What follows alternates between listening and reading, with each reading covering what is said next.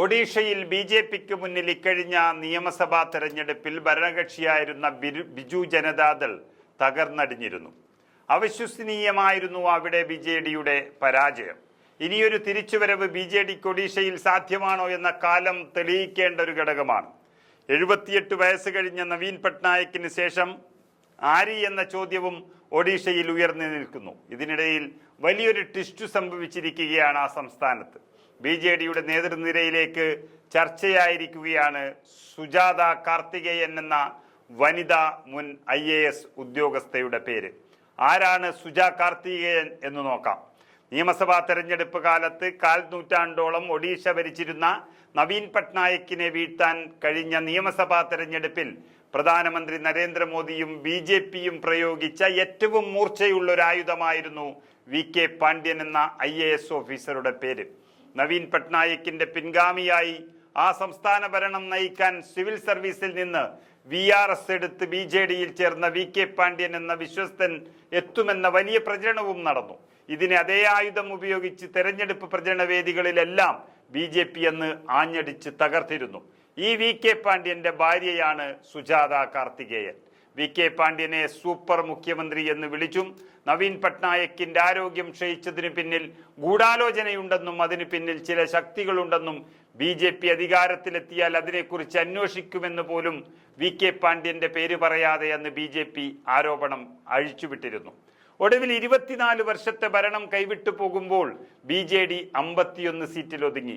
78 seat നേടി BJP ആദ്യമായി ആ സംസ്ഥാനത്ത് അധികാരത്തിലെത്തുകയും ചെയ്തു. തന്റെ പ്രചരണം പാർട്ടിക്ക് നഷ്ടമുണ്ടായെങ്കിൽ ക്ഷമ ചോദിക്കുന്നുവെന്ന് പറഞ്ഞ് പാണ്ഡ്യൻ അന്ന് രാഷ്ട്രീയം വിട്ടപ്പോൾ വലിയ നാണക്കേടാണ് പാണ്ഡ്യന്റെ ഭാര്യയും IAS ഉദ്യോഗസ്ഥയുമായിരുന്ന സുജാത കാർത്തികേയനെയും കാത്തിരുന്നത്. തന്റെ ഔദ്യോഗിക കാലത്തിനിടെ ഒരുപാട് ബഹുമതികൾക്ക് അർഹയായ സുജാതയെ ബി.ജെ.ഡി ഏജന്റ് എന്ന് വിളിച്ച് ബി.ജെ.പി അധിക്ഷേപിച്ചു. അധികാര ദുർവിനിയോഗം നടത്തിയെന്ന ആരോപണം ഉന്നയിച്ച് അവർ തെരഞ്ഞെടുപ്പ് കമ്മീഷന് പരാതി നൽകി. ഒടുവിൽ അപ്രധാന തസ്തികയിലേക്ക് മാറ്റി നിയമിക്കപ്പെടുകയും ചെയ്തു.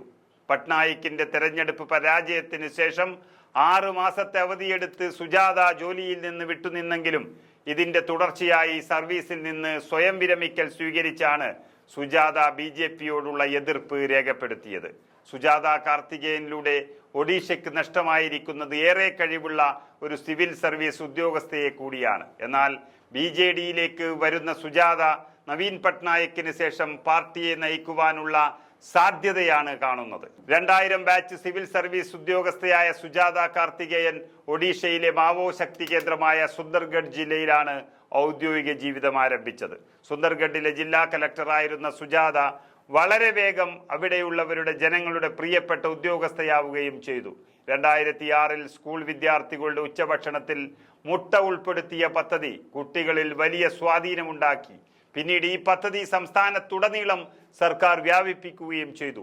ലഹരിയിൽ നിന്നും മാവോയിസ്റ്റ് സ്വാധീനത്തിൽ നിന്നും യുവജനങ്ങളെയും വിദ്യാർത്ഥികളെയും അകറ്റി നിർത്തുകയെന്ന ലക്ഷ്യത്തോടെ അവരെ ഫുട്ബോളിലേക്കും ഹോക്കിയിലേക്കും തിരിച്ചുവിടാനുള്ള ഒരു പദ്ധതിക്കും സുജാത തുടക്കമിട്ടിരുന്നു. ഇതിനായി സൗജന്യമായി അവർ കിറ്റുകൾ വിതരണം ചെയ്തു. ഇതോടെ ഫുട്ബോൾ കലക്ടർ എന്ന പേരും സുജാതയ്ക്ക് കിട്ടിയിരുന്നു. ഇതിനു പുറമെ വനിതാ കായിക താരങ്ങൾക്കായി ഹോസ്റ്റലുകളും മൈതാനങ്ങളും സ്ഥാപിച്ചത് വലിയ മുന്നേറ്റമുണ്ടാക്കുകയും ചെയ്തു.